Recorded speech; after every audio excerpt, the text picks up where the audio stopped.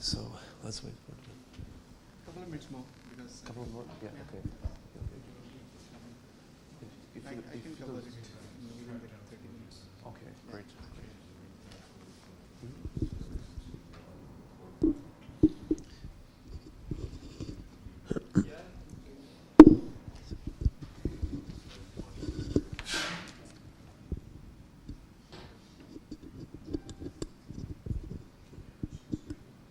Okay.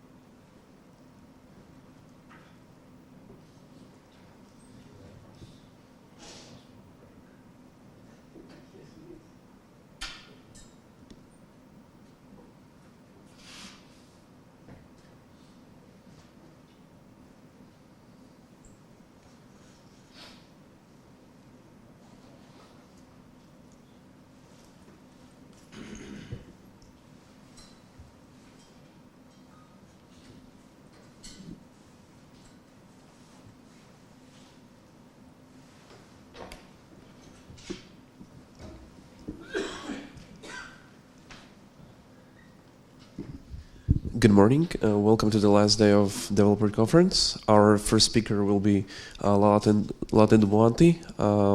He works at Red Hat and also on other open source in GlusterFS and also on other open source projects.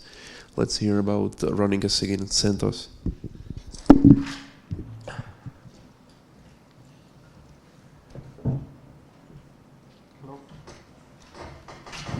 Hello. Yeah. Good morning, everybody. So I'm going to talk about CentOS SIG, special interest groups, and we're going to give you information. It's a relatively pretty new area, and I hope to give you information about it. So if it fits your project and stuff like that, you can start a new special interest group in CentOS. So just to get an idea, how many people here know about special interest groups in CentOS? Please raise your hands. Okay, cool. And how many people are very familiar with CentOS and its history with Rail? Okay, thanks.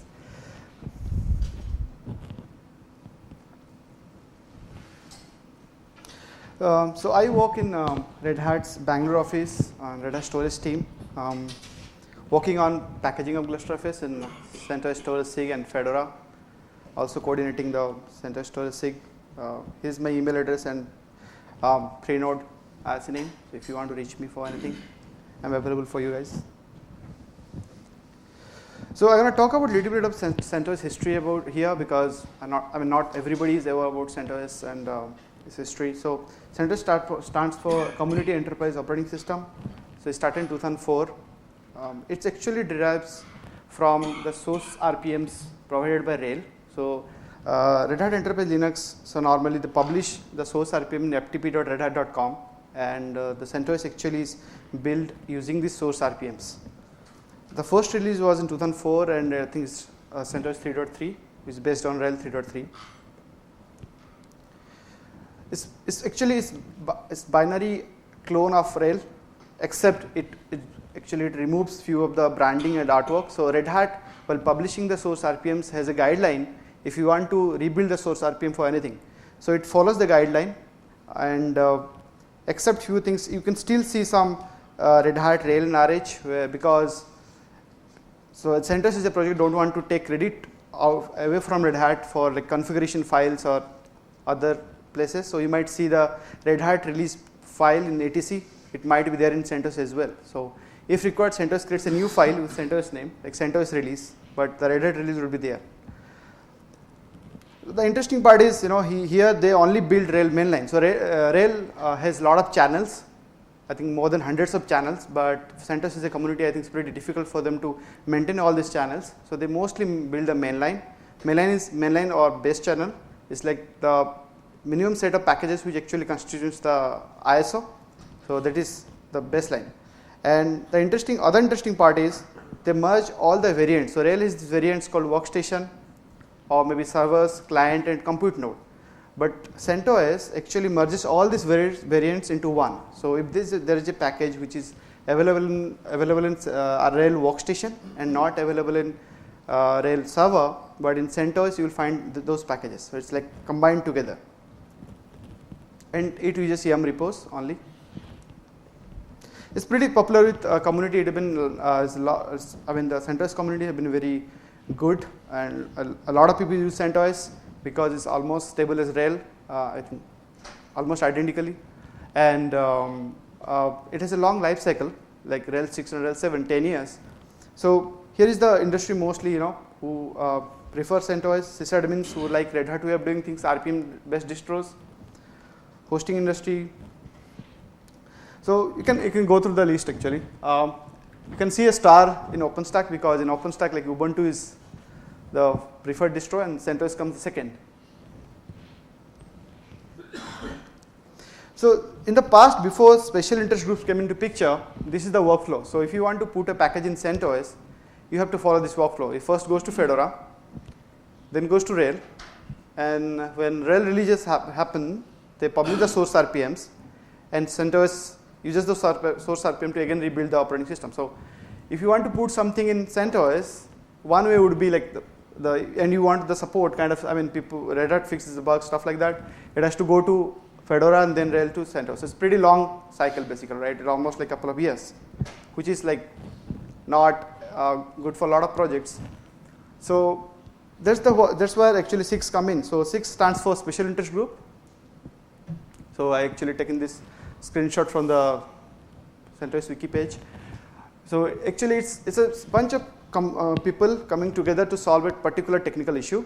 It mostly sounds like a layered product where you take CentOS and rebuild couple of packages or add couple of packages for actually solving a particular issue, right? We're going to talk about it more in the later slides. So these are the things to think about a SIG, special interest group, like stability versus cutting edge technology. So CentOS as an operating system is pretty stable, right? It's like stable like RHEL. And but there are a bunch of people in the community who wants cutting edge technology to use, because projects like ClusterFS or Ceph, where it's pretty quickly evolving, and you want the latest feature to try on. So actually in SIG, you can add those packages and actually make it like a distro, a specialized distro, and not only the packages but also the ecosystem packages to make sure that the community gets everything needed to consume a particular technology.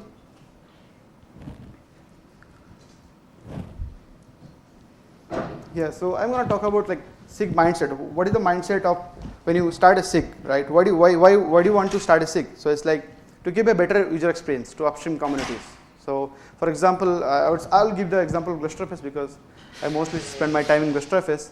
So ClusterFS is a distributed file system, and it works pretty well with SMB, NFS, OpenStack, and the various other things, right? And when I'm telling, I'm giving community a way to consume it. I want a way where people can actually consume not only GlusterFS, also the ecosystem technologies, right? Like Samba or NFS or OpenStack, other stuff. So from a community point of view, so SIG actually makes sense because all the packages, relevant packages should be in the SIG, so people actually can easily consume it. They don't have to go to different communities, different places to get the packages. And some community doesn't package RPMs, so they might not get it. But in SIG, we'll make sure that relevant technologies, ecosystem packages are actually packaged, and people can easily consume it.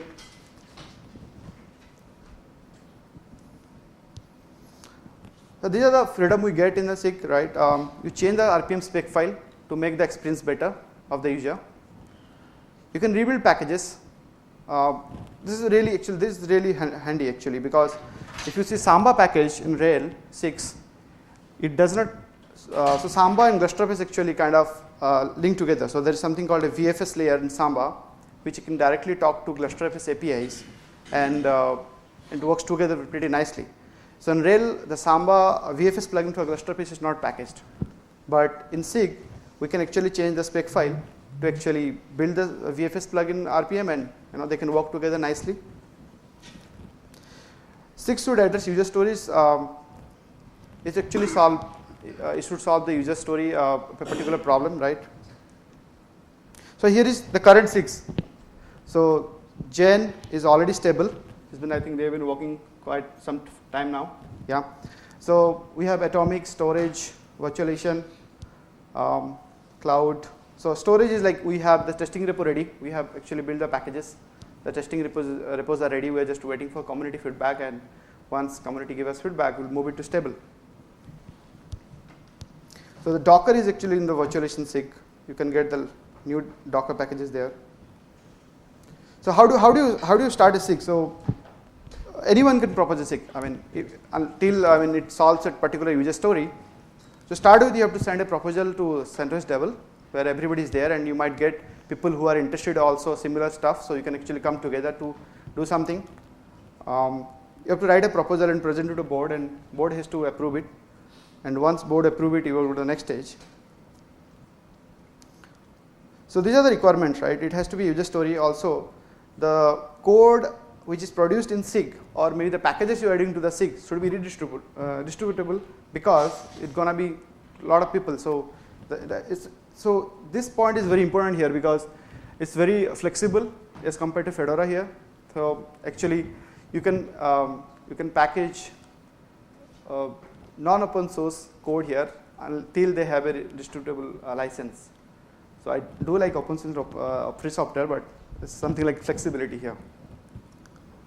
At least one guy from CentOS board has to be the member, because he needs to mentor the SIG how to build packages and how to deliver it to community. So it's like a special distribution, right? So we need a lot of infrastructure for a particular SIG, like the build system and the Git repos, wiki space, documentation, bug tracker if required, because some SIG might want to use their upstream Bugzilla bug tracker, so they don't need it. So that's the reason I put in like if required. A separate email list. So for email list for storage SIG, what we thought of initially having a separate email list, but later we realized that we should start with CentOS Double, because in CentOS Double we get a lot of people already there. So maybe a lot of people, other people would be getting interested, and we might build a community around it. Maybe later when the traffic goes really high, we can move to a separate mailing list. And you will get mirrors, EM repos for the packages. Any questions till now, guys? Am I going really fast? Yeah, please feel free to interrupt me, and I have a T-shirt for you. Who asked the most interesting question? Oh.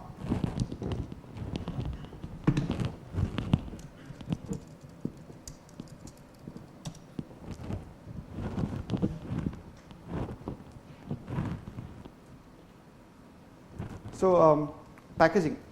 So what is the package, right? Does upstream package RPM at all? If it packages, it's good for you, because you have the spec file for you ready. But there's little tricks. So a couple of projects, they have packages in Fedora. They have a different spec file. they have a RPM package in upstream, which is a different spec file. So now as a SIG, you have to choose which spec file you guys gonna follow, because it's going to affect your overall integration with other projects, right? And also the way you deliver bug fixes and security fixes, because it's just not one time you package the RPM. It's about the continuity, right? You go give the bug fixes and the security fixes. Yeah. So this is like something to think about when you actually select packages and which spec file to choose. Any question on this, guys? I'm assuming Fedora guidelines for spec files are encouraged, but are they strictly required? Can you deviate from Fedora requirements? Yeah, so the guidelines, we mostly follow Fedora packaging guidelines. Yeah, but it's not very strict about, but we tend to follow it. Yeah. I was going to hold the question to the end, but I'll ask now. A couple of slides back, you said that a board member the board had to approve the SIG. Can you just briefly explain how the board is made up, who's on the board, and what sort of merits they consider when approving the SIG? Yeah, so the board is actually made of the CentOS core guys who actually was behind CentOS distribution. I think after Red Hat started sponsoring CentOS, a couple of guys from Red Hat represents in the board. So they have this whole documentation in wiki.centos.org and how the board is actually formed and how many boards you need to create a new SIG. I think it's 3+1 or something like that. Yeah. Yeah. Okay, and how often do the board meet? So if you have a proposal, is it considered as part of the set board meeting, or do they review it as part of a maiden list? Right. So the question is how often the CentOS board meets and how do you make sure that your proposal gets picked up in the next meeting, right? So when you send a proposal to the CentOS devil, one of the CentOS board guys will get in touch with you, and they will actually take it forward. They will gonna talk to you and ask you for a proposal, and it's pretty smooth. Do you want to add anything? So I think so. The biggest criteria is that the board will consider your ability to keep the code and be able to consume security and have some influence in the upstream that you're representing. Just ensure that quality as well. Right.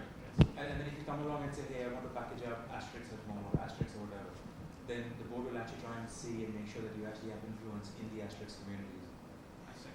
Just so that if security issues come through, then there is some level of impact that you can, some level of influence that you can assess as well. Yeah. Thank you. yeah.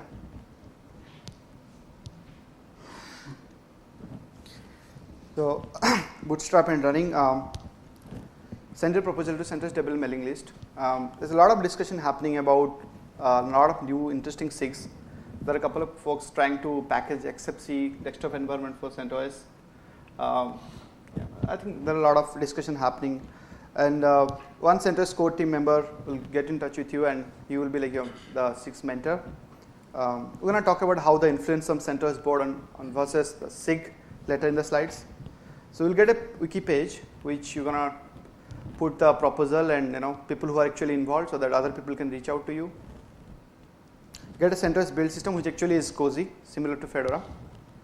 And you start building packages, and it goes to the first repo, which is like build system repository. Then it goes to the testing repo, and then goes to the stable repo. So Fedora have a nice body which actually you upload the packages and it gets some karma and goes to the stable. CentOS does not have anything here, but we are planning to have something like that, so people can give feedback on the packages whether it's stable or not, and it can go to the stable repo. So this is SIG responsibility, right? I mean, creating and maintaining the SIG and make sure that the functional area, I mean, it's open for participation from community. I mean, anybody can come into the SIG, and if it is relevant to the particular SIG or user story, he can actually contribute whatever way he wants to contribute. And obviously foster a community around the particular SIG. Yeah.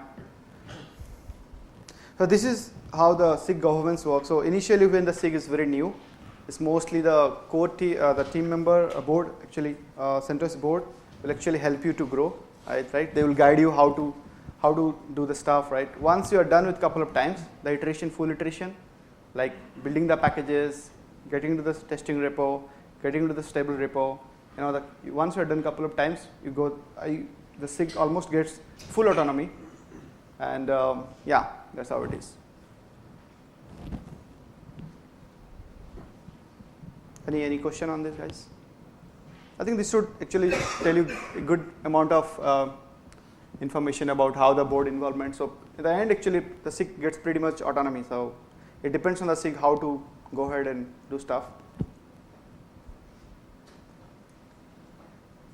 So upstream versus special interest group. So special interest group is actually kind of an instrument to deliver what upstream wants to deliver to community, and it's a two-way communication. The user feedback, the admin feedback, everything goes to SIG, goes to the upstream community. So the communication has to be very fluid between the upstream community and the SIG, because it's just an instrument to basically deliver what upstream wants to deliver. And obviously it gradually changes according to the user feedback and the community feedback.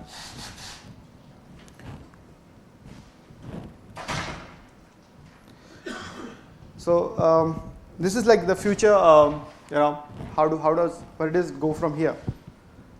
If SIGs wants a definite life cycle for the packages, they can go for one. Evolve with the distribution, yes, obviously possible. You want to go with ISOs or maybe the containers, like the SIG is packaged inside the Docker container or some other Docker container or whatever it is, you can go for that. Live studies, cloud images, anything. So it depends on the SIG basically. Once the SIG gets autonomy, that after that it's mostly the SIG who decide who has to go ahead and the people who are participating in it. I think that's it. Yeah. So here is the feedback slide, feedback link. You can give feedback about the session. Yeah. So you mentioned that the SIGs get more autonomy over time. Right. How does the SIG maintainer ultimately keep track of the CentOS community? I mean, it would seem like if they're going to gain autonomy, that maintainer has to become part of the overall CentOS community. Beyond the mentor helping them, is there some other formal way for that SIG maintainer to get integrated into the larger community? All right. So even if the SIG gets actually autonomy, but I think any moment of time, the core team members can come into the SIG and have a say. It's part of the process. I think Karan, we can add something here. Yeah, I mean, so a SIG is effectively like an Apache project would be on the foundation. So you get to do whatever you want, and then it's up to you to build a relationship with the community. Okay. Yeah. So obviously, this board members have a little bit of power where they can step in if required, right? I think you should come to my talk next. That will probably help clear out some of these things as well. I plan on staying, yeah. Any more questions, guys?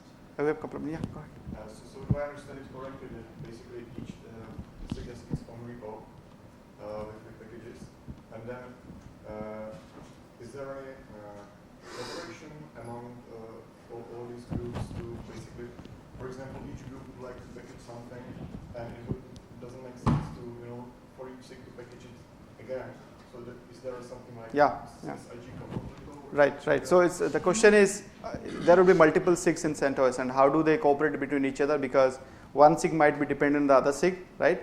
That's already happening in our ecosystem actually. So the virtualization SIG, they want to use the storage SIG, the GlusterFS packages, and we have overt in virtualization SIG, which GlusterFS can be actually configured in overt. We have Docker in virtualization SIG. So yeah, there's going to be a lot of cooperation among the SIGs. So we are working on some fine details how this can happen smoothly. But yes, this is something on the cards and it's happening. It's already started. Yeah. Thanks. Yeah. Any more questions, guys? I have a lot of time to go. I think I have 10 minutes. So.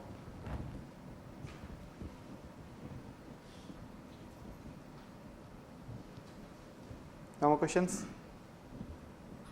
Okay. Since you have a little bit more time, could you just example some of the concepts, talk through some of the concepts you spoke to with the storage SIG? So yeah. Just tell me a little bit more about what you're doing with the storage SIG. Right. And I suppose how is that different to RHEL storage SIG, I guess? You already spoke to how you could put upstream Sandra or whatever in there. If you could just talk through it. Yeah. So the question is more detailed. How does this SIGs work and what kind of projects are in, and what does it do. So in storage SIG we have 4 projects participating now. One is GlusterFS, one is SAFE, one is OpenAFS. OpenAFS again a distributed file system, and there is SEST, the generic SCSI module for Linux kernel driver.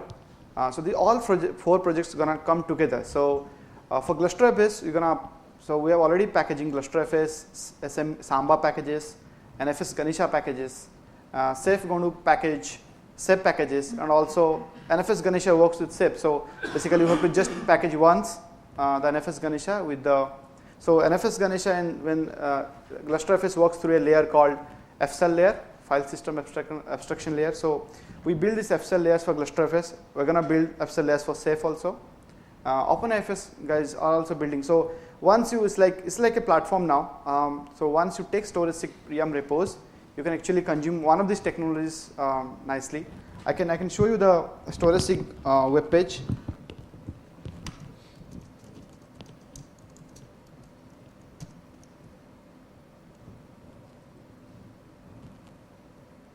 And would you consider storage being one of the more mature SIGs available now? Now it's in testing repo, so it's like till is not reached the stable repo, and we tell it like it's getting started, not stable.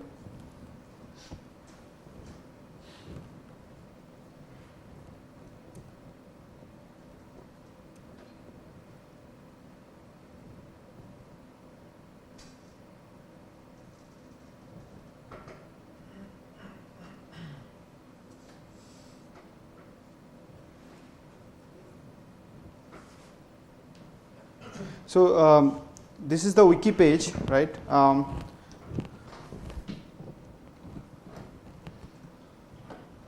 So if we see here, there is a page called special interest groups. So here you can see the lot of SIGs participating, and proposals. Is it all visible? Maybe. Okay. Should be. It's okay now. Move. Good. Okay. So yeah. So these are the proposals, which is like getting. This is like proposed initial part. Subter collection is actually gone to the planning and getting started phase, right? And so if you go to the process, right? If you below, there's a lot of documentation about how to set up a new SIG, initiating and stuff like that. Whatever I talked actually is more descriptive here. So let's go to the storage SIG now.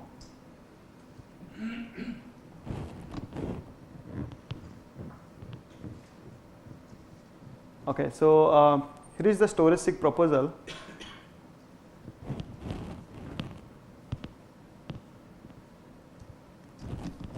So this is where we just outline, what are the things, how you're going to interact, like the question we had, right? How does storage SIG interact with other SIGs? So this is interface with other SIGs, mechanisms to deliver, people who are involved to bootstrap. Yeah.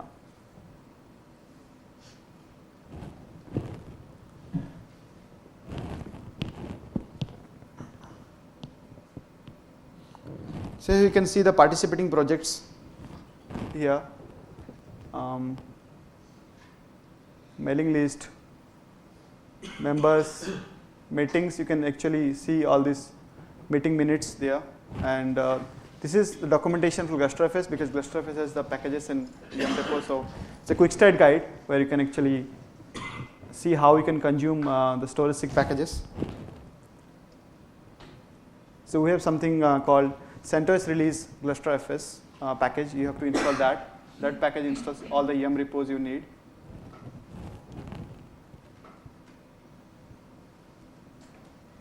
Right, so you can see that.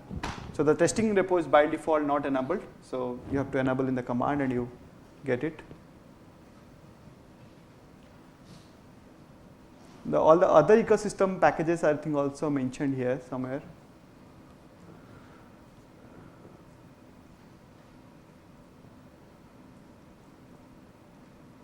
Yeah, so storage SIG also provides other ecosystem packages like Samba, GlusterFS. The package details can be found here, so go here and see here. Yeah, so we package Samba, CTDB for Samba clustering and NFS Ganesha. Yeah. Thank you. Welcome. Yeah. So, bear with me a little bit as I trace through this. Gluster in RHEL and CentOS is client-side only. As a result, Samba and Ganesha aren't full in RHEL or EPEL.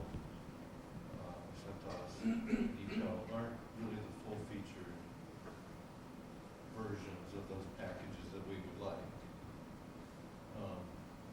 But most people, when they install CentOS, the first thing they think of is, well, go get EPEL, but EPEL doesn't have the good bits. What are we doing so that people, when they install CentOS, what are we going to do so the first thing they think of, rather than go to EPEL, is go get the SIG, the packages out of the SIG? How are we promoting the SIGs so that's the first thing people think of?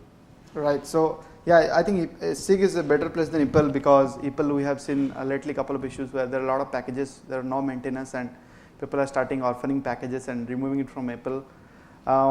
SIG is ideal choice because for particular technology like Gluster or some other. So I think the solution would be to promote SIG in the upstream community. Let's say we are here packaging GlusterFS, so let's promote in GlusterFS community that if you want to consume SIG, you want to consume GlusterFS, you can go to the storage SIG which will have relevant packages. So for example, in GlusterFS we have a download.gluster.org which actually we package RPMs from GlusterFS community point of view. So the idea is if it works fine, maybe in future we're going to replace the EPEL package, EL packages we built for EL GlusterFS packages we built for download.gluster.org. We can actually redirect them to SIG. I mean, this should be one way, but anyway, the upstream community has to kind of agree with this. It's just not the SIG who decides. But anyway, SIG is part of the whole community. So it's actually trying to deliver what upstream wants to deliver to its community. So I think, do you have any more ideas? I mean, so one thing I would add there is that we're trying to figure this out. We haven't quite worked out how to do this. Is that we want every SIG to have a stab at or have access to some level of real estate in Anaconda as well. Somebody's going through, hey, I'm going to install CentOS 7, you go next. You just get the base instruction. But if you stop on a software installation screen, you get a bunch of checkboxes that say, do you want to enable, CentOS release GlusterFS? Do you want to, enable CentOS release whatever? And then that will contribute to the software available at install time as well. But we haven't quite worked out how that works. Because some of the SIGs want that if my software repository gets enabled, I want this extra question screen to come up as well. Like for example, one of the things that GlusterFS might want is that, hey, do you just want to make this whole machine into a huge brick and just forget about everything else? I'll just format the machine, make it into something, bring up, give me a volume names or whatever. So we haven't quite figured out how we deliver the Anaconda customization based on what software selection has taken place. We're still trying to figure that out. Hopefully, once we get that in, that will definitely increase visibility of all of the various things in there as well. Perfect. Yeah. Great. And as I'm sure, most of the people here, I guess, work for Red Hat, right? So most people would have had some experience with Anaconda. So I'm sure you can understand when I say that it's not the most easily hacked piece of software. So we're struggling a little bit. So if anybody wants to come help, please do.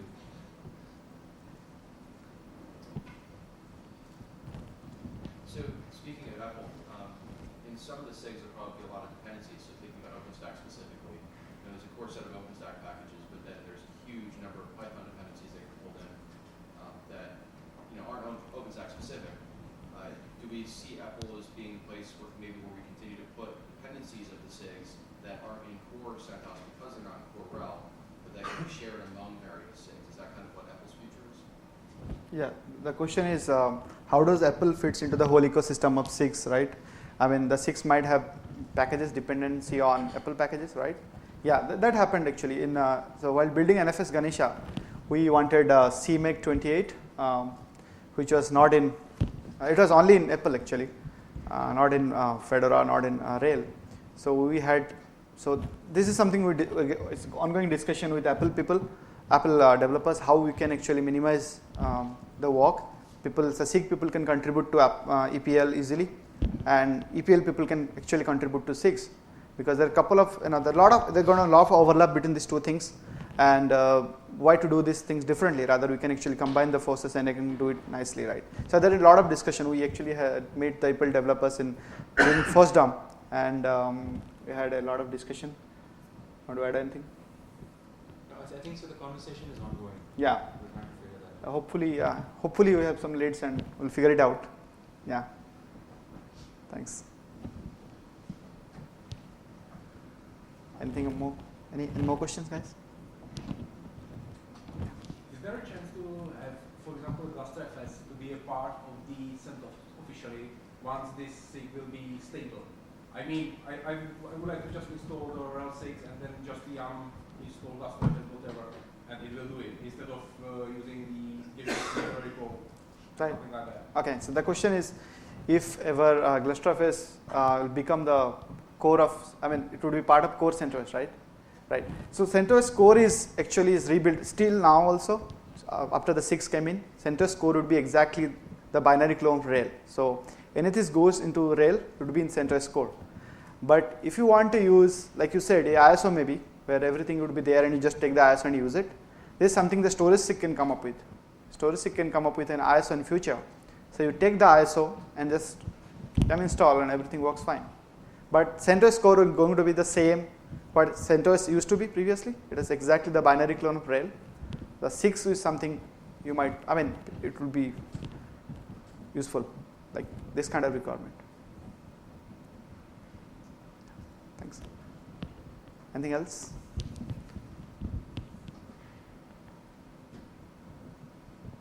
Okay, looks like, yeah, I'm done. So you get the t-shirt. Please collect it. Thank you, guys.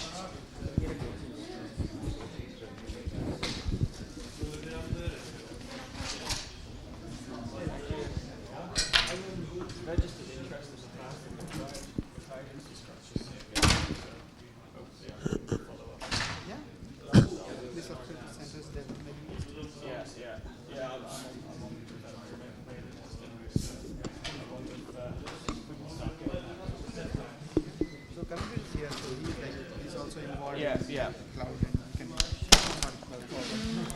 we can get together. And, Yeah, that'd be great. Thank you anyway. Thanks. Good talk. Good job. Yeah.